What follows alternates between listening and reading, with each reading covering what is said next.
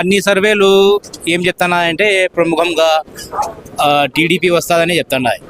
100కు 99% TDP వస్తుంది. TDP plus ఇది Janasena party రెండు కలిపి వస్తాయి. మీ జమ్మలమడుగు నియోజకవర్గంలో ఎవరు రావచ్చు మీ అంచనా? జమ్మలమడుగు నియోజకవర్గంలో అయితే మన భూపేష్ రెడ్డి గారు భారీ మెజారిటీతో గెలుస్తారు. మీకు భూపేష్ రెడ్డి గారు అందుబాటులో వస్తున్నారా మీ ఏరియాలకు కానీ తిరగడం కానీ? చెప్పాల్సిన అవసరం లేదు. ఏ సమస్య అయినా కానీ నేను ఉన్నాను, నేను వింటున్నాను, నేను గెలిచినాక తప్పకుండా చేస్తాను, తప్పకుండా నెరవేరుస్తాను అని ఆయన హామీ ఇస్తున్నారు. రెస్పాన్స్ చాలా బాగా ఉంటుంది.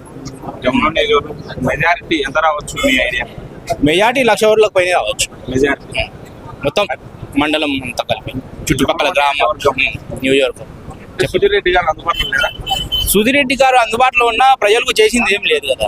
అందుబాటులో అసలు వస్తున్నారు ఏరియాలోకి? వాళ్ళు తిరుగుతున్నారు, వస్తున్నారు, వాళ్ళు తిరుగుతున్నారు, ఇల్లు తిరుగుతున్నారు, అందరూ తిరుగుతున్నారు. ఏం చేసినారు? సంక్షేమం ఒకటి చేసినారు, అభివృద్ధి ఏం లేదు కదా. సంక్షేమం అది కూడా నవరత్నాలే.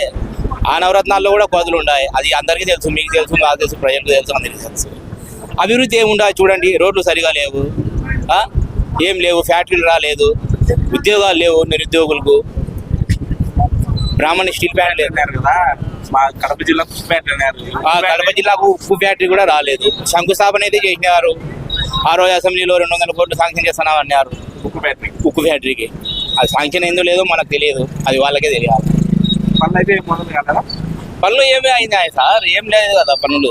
టెంకాయ కొట్టి పోయినారు అంతే. మళ్ళీ వచ్చి టెంకాయ కొట్టినారు, 2-3 సార్లు టెంకాయ కొట్టినారు.